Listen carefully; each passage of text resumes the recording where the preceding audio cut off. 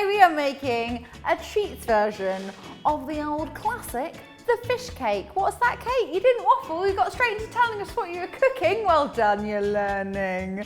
So today we are making fish cakes, but not with fresh fish today, we're making it with tinned because I'm making this even easier for you.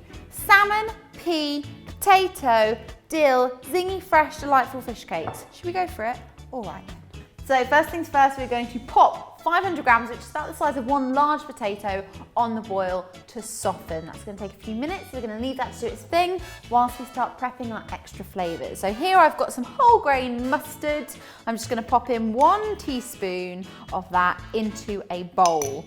To that, we're going to add the zest of 1 lemon. So I'm going to grab my microplane. I love this thing. Please be careful with your fingers still. But as we all know, citrus is essentially fish's best friend. So this with the salmon is going to be beautifully fresh. A little bit of zing. So your lemon is in there. Don't throw your lemon away or on the floor because we will use that to squeeze over our fish cakes in a little bit. Moving on. Okay, next up we're going to add in some warmth and heat in the form of chili. If you've been watching this channel for a while, you will know that I'm a bit of a wuss when it comes to chili. So I'm going to go for half a red chili, de-seed and get rid of some of that pith. It's the membrane and the seeds that carry that heat. Do what you can deal with. Chili is going to go into the bowl. So much chili juice on my hand, do not touch your face. Okay, we're also going to go in there with half a bunch of dill. We're going to roughly chop through your dill. Oh, what is that smell? What do you smell like, dill? God damn it, Willy Wonka, pull your finger out and make smell-o-vision. Okie pokies. That's going to go in there as well. Now we're going to add one of our binding agents in the form of an egg. So I'm just going to crack that straight into our bowl. Beautiful. And 4 tablespoons of plain flour. Obviously when we add our potatoes, they will contain a little bit of moisture. So we do just want to help absorb some of that so we get a lovely crispy fish cake. And what's a fish cake without fish? Quite important. So we are actually using tinned salmon in this one.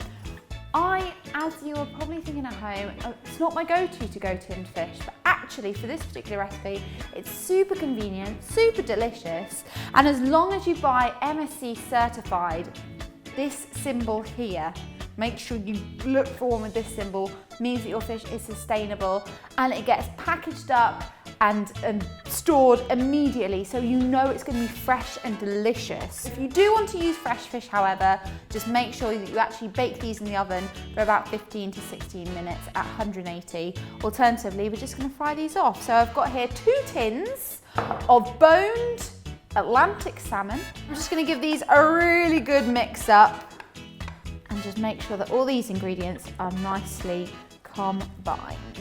So our potatoes are almost done. So what I'm going to do is add 100 grams of frozen garden peas in with our potatoes, have a lovely time, and just give those a few more minutes so that the peas cook through. Okay, our potatoes are ready to be mashed. So I'm just going to take those off the heat and go and drain them. I'll be back in a second. Job's a good one. Okay, now we need a masher.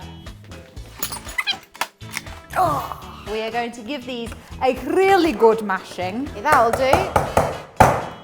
Okay, we're now going to add our salmon mixture in with our potatoes.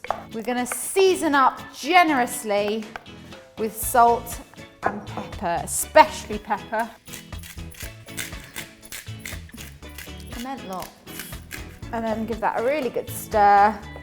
Now you do need to cook these off, but not for any particular length of time, just to make sure that raw egg has been cooked through and your potatoes as well.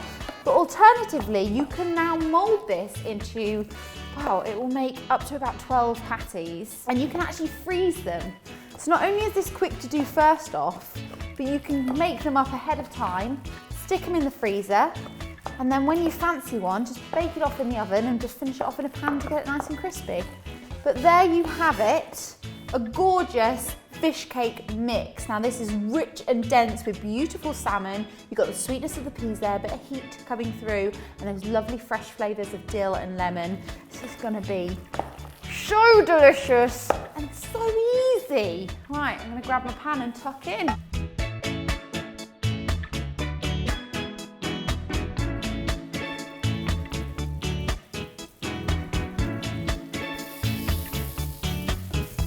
Yes.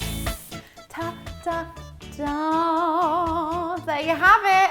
Easy. And frankly, I don't want to second guess myself, but delicious.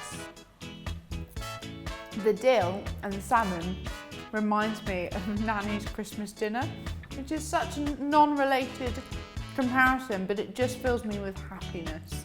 That is delicious and so easy. Who knew you could get that much flavour out of such simple store-cupboard ingredients? I hope you give this recipe a go, guys. It really is a winner. If you want to leave a comment, don't forget to do so. If you want to subscribe, I'm here every single Tuesday, so come on. I will see you next week for another deliciously simple recipe.